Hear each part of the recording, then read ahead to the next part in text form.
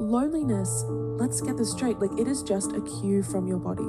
The same way that hunger is telling you it's time to fuel, it's time to eat, thirst is telling you it's time to drink, fatigue, tiredness are telling you it's time to rest, loneliness is telling you that it's time to connect.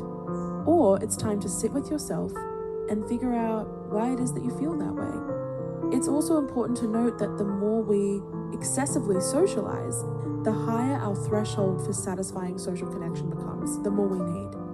Kind of think about it this way, right? At high school, you saw your friends every single day, most likely, and one day apart felt really strange.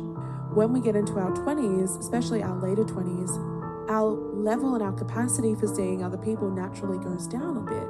But if you have become, if it's become very difficult for you to spend time alone, if you're so used to having people around you constantly, the more that you sustain the urge to like book out your calendars, to always be around people, to never have a moment for yourself, the less you are able to tolerate the times when you do have to enjoy your own company.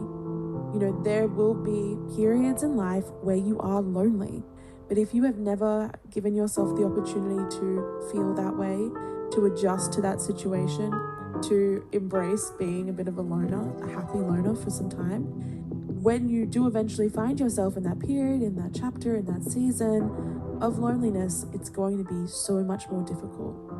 I think on a more general level, we also fail to kind of appreciate the value of our company because of societal and cultural expectations that really emphasize the importance of social connection.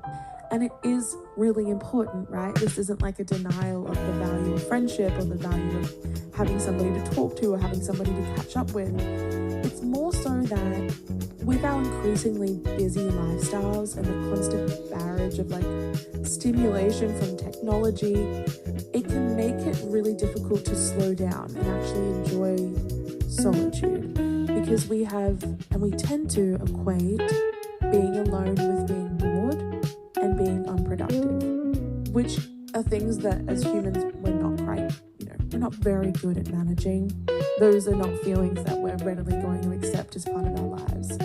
So this really leads me to my main point, really. At the center of all this, at the core, in this day and age when distraction is the easiest thing you can do, when you really never have to experience silence or solitude if you don't want to, falling in love with your own company is one of the most radical acts of self-compassion and growth that we can find.